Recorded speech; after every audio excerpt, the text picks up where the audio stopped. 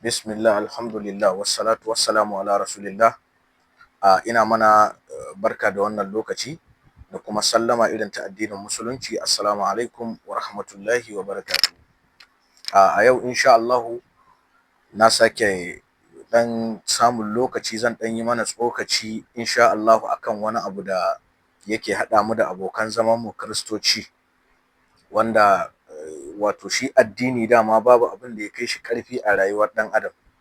Ko lokacin da kafin zuwan addini to al'ada ita take maye gurbin addini, sai ya zamanto mutane sukan yi rikici, sukan samu wato uba da ɗa ko yaya da ɗan uwansa ko ɗa da ɗa da sauransu, akan samun wannan conflict a tsakaninsu yayin da wannan ya auratayya ta haɗa ta al'ada, wannan sun rena al'ada wannan sun rena.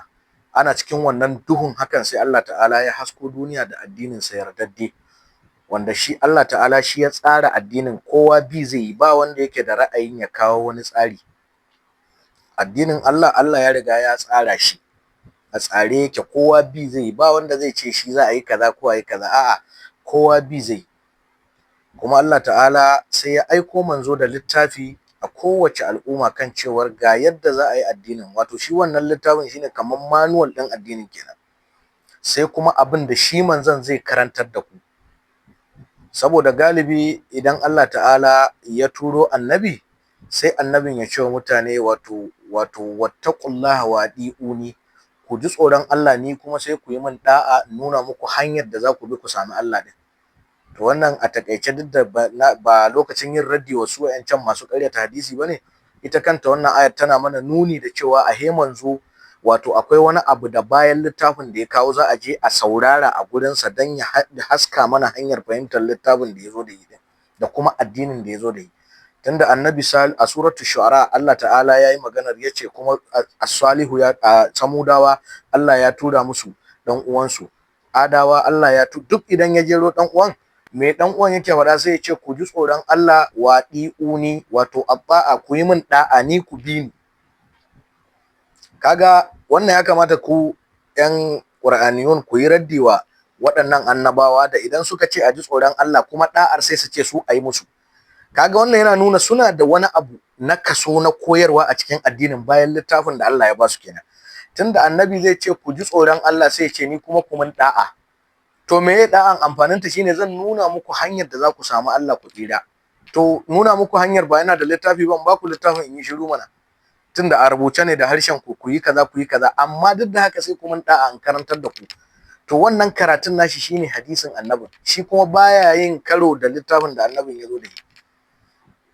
Ina fata an fahimta. To saboda haka wanda suke ganin hadisi, mu dukkan mutumin da manzo Allah sallallahu alaihi wasallam zai ce kaza haram ne ko kaza halal ne a hadisinsa, duk wanda zai karyata hadisin annabi sallallahu alaihi sahihin hadisi kwaya daya, to daidai yake da wanda ya karyata maganganun manzo Allah gabaki ɗayan su. Kuma duk wanda ya wannan to murtaddi ne, murtad, wanda ya fita a musulunci, yayi ridda kowaye shi. Saboda haka duk wanda yake cewa hadisi ƙarya ne, wannan ba musulmi bane, ƙarya yake, ko ya ce shi musulmi ne, shi ba musulmi bane. Saboda menene? Wanda ya kawo littafin yayi bayani, ka ce ƙarya ne, kawai littafin ne bayaninsa. Kaga annabi yana da iyali, yana da abokai, yana da komi, don haka dole zai yi mu'amala da su. Idan ya yi mu'amala da su, shi kuma aikinsa da komai koyarwa ne na addini, to shine hadisi. Mun ɗauka mun ce annabi an tafi kasuwa ya ce kar a yi kaza, ya ce a yi kaza, kuma babu a ƙur'ani, tunda shi ƙur'ani mala'ika jibril yake kawo wahayinsa, shi kuma annabi baya yi wa kansa da kansa wahayin.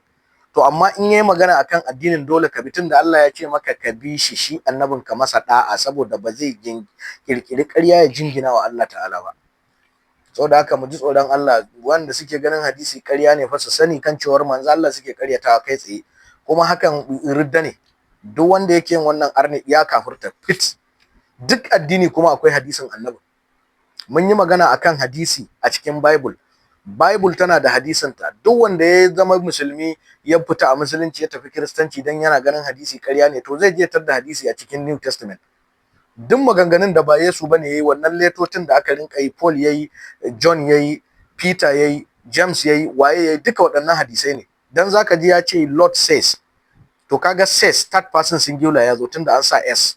Kaga shi ya ji daga wani, kai listen, dama first person, second person, third person. Kai wanda ake gayawa kai ne listener, wanda yake gaya ma second person kenan speaker, wanda ake magana akan sa third person to shi yayi maganar. To saboda haka wannan shine hadisi, to akwai a Bible, akwai a cikin Zabura, akwai a cikin Injila, akwai a cikin duk Talmud wa littattafan Yahuda kenan. Duka da idan ana biki ana cewa wani bikin Hanukka na Yahudawa, ka je ka gani yadda suke karanto hadisan Annabi Uzairu, Annabi Isa, wato Annabi Musa, tunda su ba su yarda da Annabi Isa ba, Annabi Musa, Annabi Haruna, Annabi Ibrahim, Annabi Dawuda, Annabi Sulaiman da sauran annabawa waɗanda Yahuda ne, ka je ka ga yadda ake karanta. Saboda haka dole mutum ya yarda da cewa hadisi maganar manzo Allah sallallahu alaihi wasallam. Wannan ina yin raddi ne duk da bani da lokaci, kuma bai kamata ma ba dan shubha ba a rika biyo wanda yake wannan wautar, dan ba magana bace ta ilimi balle a yi masa raddi na ilimi, shirme ne. Tun daga Qur'ani na faɗa, cikin Qur'ani Allah ya turo Annabi Salihu ya ce wa samu adawa su bi Allah da takawa, ni kuma ku yi mana da'a. Kaga da sai ya ce ku yi wa Allah ta'ala, ku ji tsoron Allah ta'ala, ku yi takawa ga Allah, kuma ku